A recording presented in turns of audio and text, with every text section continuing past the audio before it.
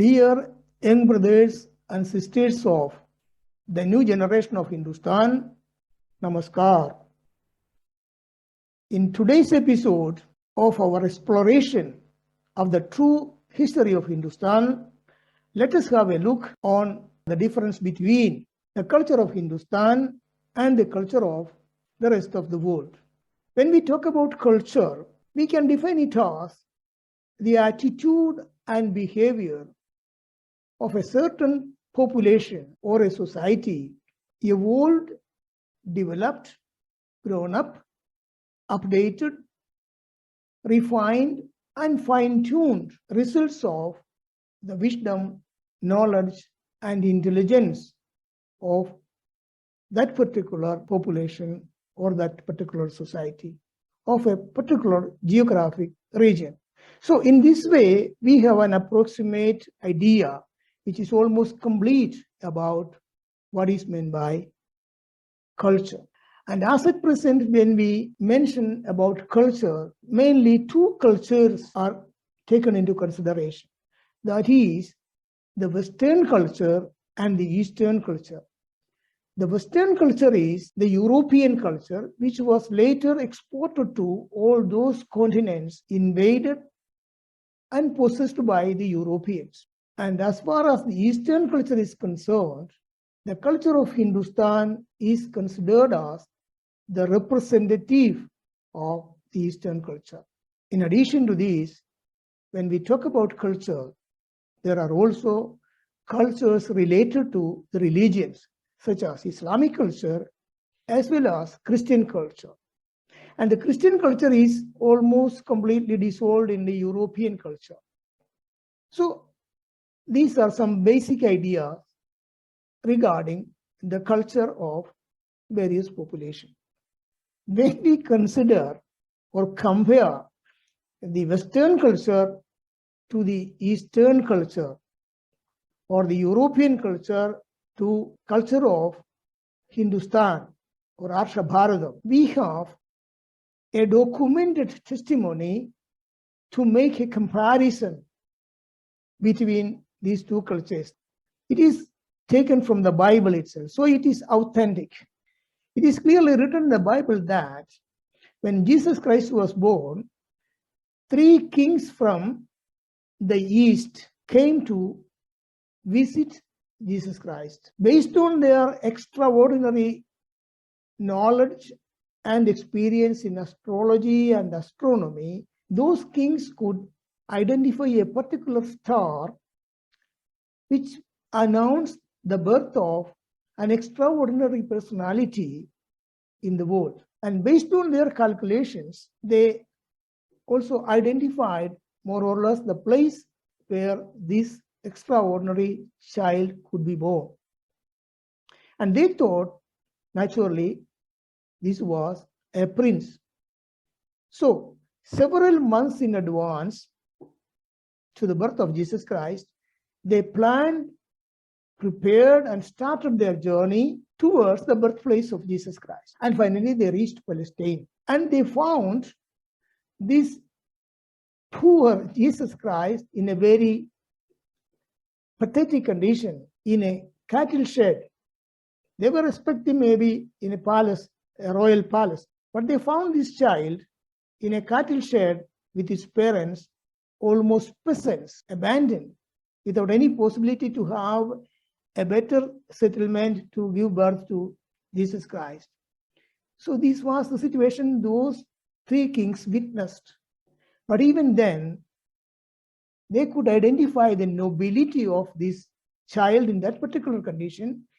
And having identified the nobility of this child, they knelt in front of him, worshipped this child, and presented their gifts, which were most precious objects of that period. That was gold, myrrh, and incense. So during that period, these were most precious objects to be presented and royal presentation. We know that 700 years before the birth of Jesus Christ, the first university ever existed on the surface of this planet was in Hindustan, and that was in Takshashila. More than 10,000 students from various geographic regions such as Japan, Korea, China, Egypt, Greece, etc. were studying there.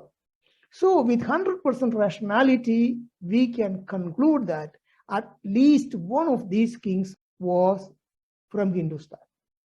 Considering their behavior, their ability, their knowledge, their wisdom, and their approach, we can confirm that was a typical example for the Eastern culture. And now we'll look into the Western culture related to the same event.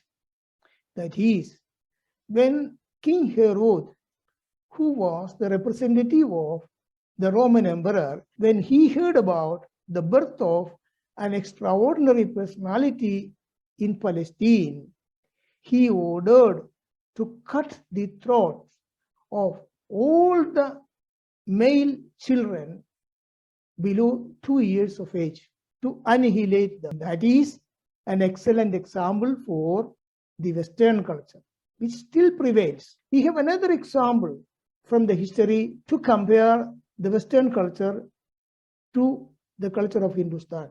That is the invasion of Alexander of Macedonia up to Asia Minor. So this person is known as Alexander the Great.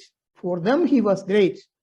But considering the culture, nobody can accept that Alexander of Macedonia shall be nominated as Alexander the Great. Probably for this reason, our Sadguru has completed his name as Alexander the Great Idiot. Okay, let us keep it apart. Anyway, what I was trying to make you reflect is that the West had always in its culture invasion, looting, plundering, destroying the rest of the world. At the same time, that is during the period of the invasion of Alexander up to Hindustan, Chandragupta Maurya was the emperor of the Maurya Empire, and Chanakya was his advisor also. And the Maurya Empire was in the maximum of its splendor and glory at that period.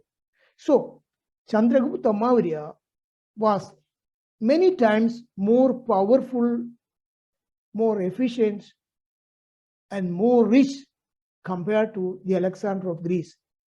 Suppose if he had the idea as that of a person of the Western culture, Chandragupta Maurya could have invaded the whole world and kept under his possession, under his feet. But he didn't do that. Why? Because the culture was consolidated on the fact or the principle that the whole world is a single family. Vasudhaiva Kudumbakam. So you won't go and attack another member of the same family. Again, the culture of Hindustan was also based on another fundamental that Loka Samasta Sukhino Bhavantu. So these were the two reasons why no king, very efficient, powerful kings like Rajaraja Chola, Chandragupta Maurya, Vikramaditya, so none of them had the intention to go and take away something of another member of the family. So this was the nobility. And as far as the Islamic culture is concerned, I think better not to mention it because the historical facts demonstrate that Islamic culture is a synonym of invasion, looting, plundering, destruction, forced conversion of their religion, so on and so forth. The knowledge, experience, and wisdom of Hindustan and its culture in every field, such as economic, social, scientific, technical, spiritual, and all related fields, are also documented by thousands of acharyas in thousands of books and during thousands of years. A vast majority of such documentation was totally destroyed during the invasions intentionally destroyed by the invaders. Let us have a look on the memories or some of the examples of such documentation. These are examples of the Vedic text written since 6000 BC. Vedic doesn't mean only spiritual, but all fields of possible and imaginable activities of human race, such as technical, scientific, economic, spiritual, everything is included in our Vedas. And these are examples of single pages of these vast documentations with very beautiful and attractive cover pages also. See how much care was paid, how much work was done to prepare documentation in this way. When the Islamic force invaded and destroyed the University of Taxila, they lit fire to the library of that university. And it remained burning for almost 3 months, as it is recorded in the history. So we can imagine the enormous quantity of documents like this burned out during that episode. Now we already have an exhaustive outlook and comparison of the culture of Hindustan to that of the rest of the world. Similar documentation was not available in any part of the world in that period. And what all developments in all fields happened in Europe, they happened only during and after the Renaissance period.